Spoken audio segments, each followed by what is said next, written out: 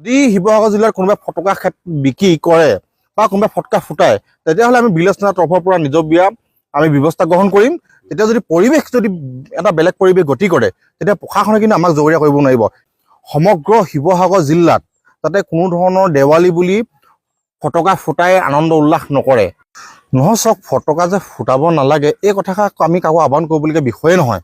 এইটো অসমৰ জনগণে নিজৰ স্বইচ্ছাই বা সকলোৱে জানিব লাগে এই মুহূৰ্তত ফটকা ফুটাই আনন্দ কৰা এটা পৰিৱেশ আছেনে নাই। কাৰণ সমগ্ৰ অসমে সমগ্ৰ ভাৰতে বিশ্বই সকলোৱে চাই আছে যে জুবিন গাৰ্গক ন্যায় দিয়াৰ ক্ষেত্ৰত সকলোৱে যুঁজি আছে। সকলোৱে এটাই দাবী কৰিছে যে জুবিন গাৰ্গক ন্যায় প্ৰদান কৰিব লাগে। জুবিন গাৰ্গক যোনে হত্যা কৰিলে, যোনে চক্ৰান্ত কৰিছিলে তেওঁলোকক কঠোৰতম কঠোৰ শাস্তি প্ৰদান কৰিব লাগে। আৰু যেতিয়ালৈকে ন্যায় নাপায়, বাৰু জুবিন গাৰ্গৰ আজি 1 মাহে হোৱা নাই, এই মুহূৰ্তত যদি দেৱালী বুলি কোনোবাই ফটকা ফুটাই, কোনোবাই বিয়া বুলি আনন্দত মতলীয়া হৈ উল্লাস কৰে, এইটো মানে অতি বেয়া বাৰ্তা। কাৰণ আমি এজন মানুহ হেৰুৱাইছোঁ যিজন প্ৰাণৰ শিল্পী। সকলো অসমৰ জনগণৰ হৃদয়ত অন্তৰ কোণে কোণে আছে জুবিন গাৰ্গ নামৰ এটা সত্তা।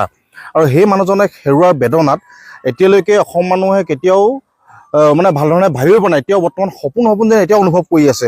তেওঁ ৰৈ ৰৈ বিনালে গাত যেতিয়া গীতটি দুদিনমানৰ আগত তেওঁলোকে প্ৰকাশ কৰিছিলে, তেতিয়া সমগ্ৰ অসমবাসী ৰাইজে জুবিন গাৰ্গ যেন জীয়াই আছে, যেন জুবিন গাৰ্গ আমাৰ মাজত আছে, তেনেকুৱা এটা অনুভৱ কৰিছিলে।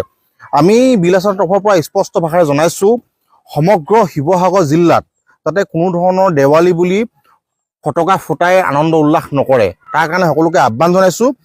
আমি প্ৰশাসনকো আমি দাবী জনাইছোঁ যে আপোনালোকে এই ক্ষেত্ৰত কঠোৰ হওক।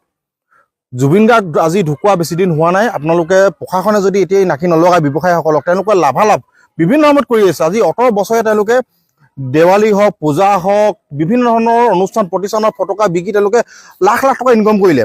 কিন্তু এইবাৰ যিটো দুৰ্গা পূজা হওক, এইবাৰ দেৱালীটো হওক, সকলোকে পৃথক। কাৰণ অসমীয়া এজন মানুহৰ অন্তৰ আত্মা এজন মানুহ এটা আমি হেৰাই গৈছোঁ। সেইকাৰণে আমি কঠোৰ ভাষাৰে আমি আহ্বান কৰিছোঁ আৰু দাবী জনাইছোঁ, যদি শিৱসাগৰ জিলাৰ কোনোবাই ফটকা বিক্ৰী কৰে বা কোনোবাই ফটকা ফুটায় তেতিয়াহ'লে আমি বিবেচনাৰ তৰফৰ পৰা নিজবীয়া আমি ব্যৱস্থা গ্ৰহণ কৰিম।